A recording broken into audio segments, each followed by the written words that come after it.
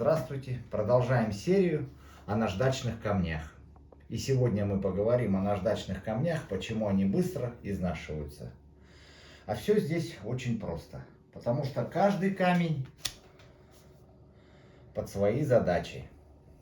Вот начнем мы с белого камня. Это корунт. Камень это СМ 40 зерно, СМ1. Средний мягкий 1. 40 зерно подходит для грубой шлифовки. То есть для закаленной стали. Вот, допустим, если хотите вот сделать какие-нибудь спуски на ноже, вот идеальный будет камень. Будет хорошо снимать. Зерно будет выкрашиваться 40-е и быстрый будет съем металла. Для закаленной стали он подойдет очень хорошо. Для заточки не подойдет, сильно грубое зерно будет. Для заточки уже надо брать. Тоже беленький можно взять, но уже с какой-нибудь с мелким зерном. Это вот, смотрите, вот такое вот.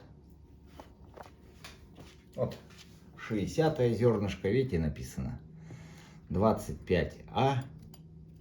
60-е зерно, 80-е можно. Вот это вот само то. Вот они, скорость метра в секунду. Но это я немножко как бы отвлекся. Почему же он быстро изнашивается-то камень? Потому что он может забиваться, камень. То есть вот вы работаете, его надо постоянно убирать засаленность. То есть вот для этого есть алмазный карандашик. То есть почистили камешек, он снимает металл хорошо.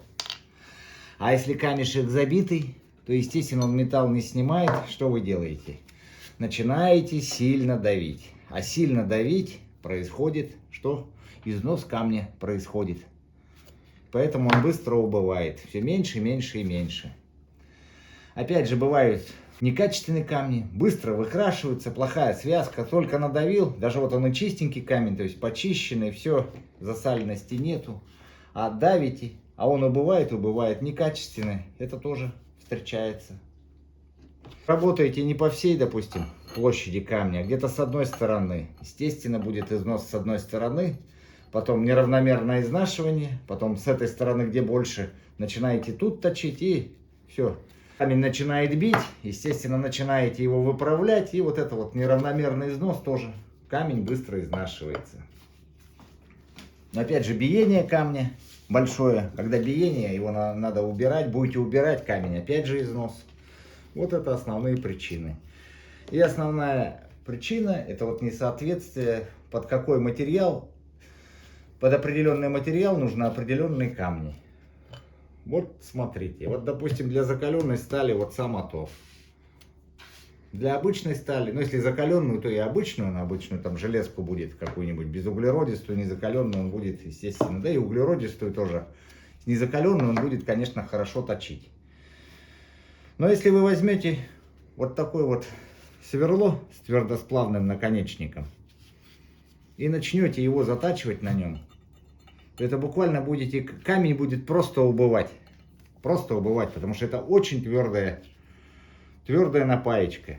И эта напаечка, и можно даже камень, вот как вот алмазным карандашом. Конечно, алмаз самый твердый. Твердость у него, ну вот там есть такая шкала Мосса камней по твердости. Вот он 10-е место, например, занимает. Вот этот вот зеленый карбид кремния, наверное, 9,5. Это зеленый камень, на котором победит точит. Это я немножко отвлекся. Вот этот вот победит, в общем. Камень будет просто убывать. На нем нельзя его затачивать категорически. Просто будете умертвлять камень. Можно даже вот, если нету алмазного карандаша, можно вот таким вот каким-нибудь, ну, ненужная напаечка, может, сломанное сверло, новым-то не надо, естественно. Просто его можете чистить, то есть зерна. Подправлять можно. Можно засаленность убирать, даже победит им. Вот такой камень под победит категорически не рекомендуется. Под победит нужно брать вот специальный камень, зеленый.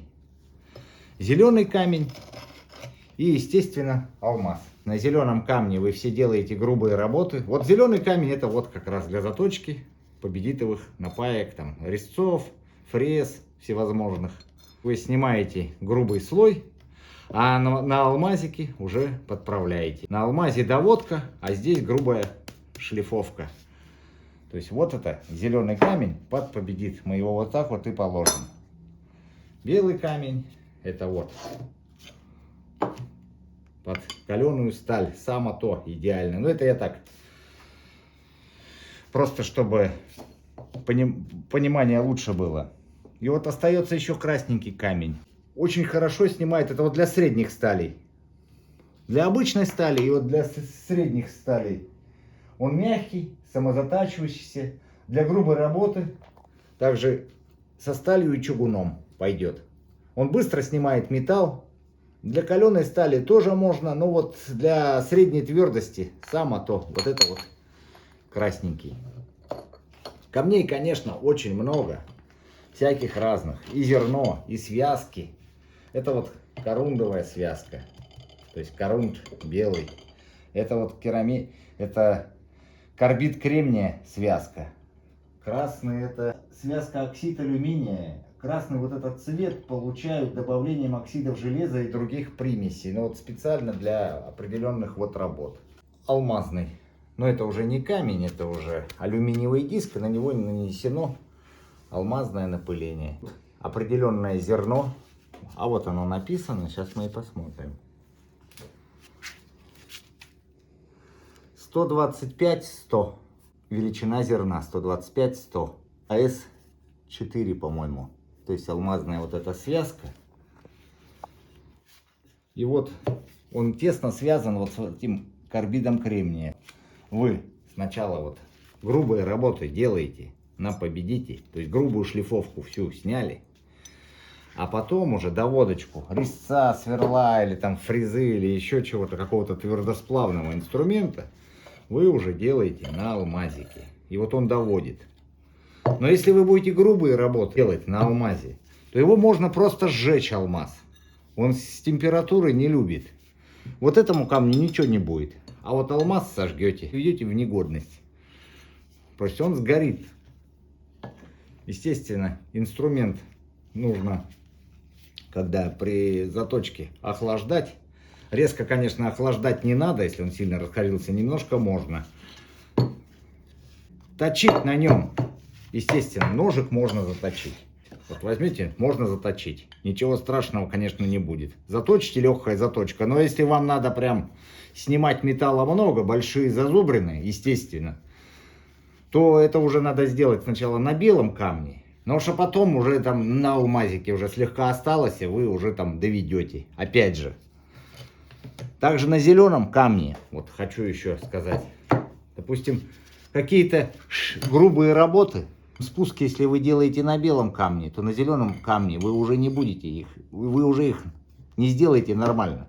Он просто сожгет металл, потому что он для грубой работы, он снимает, он не для шлифовки, он для твердосплавного инструмента, он очень твердый, он просто вам все сожгет.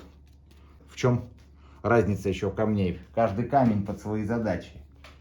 Еще вот что хочу сказать. На алмазе тоже топоры точить не надо. Это для доводки.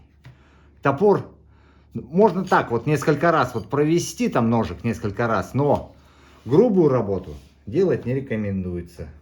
Серию, конечно, мы будем продолжать и о камнях, и о наждаке. Всем хорошего дня, времени суток. Спасибо за внимание. Подписывайтесь на канал. До свидания.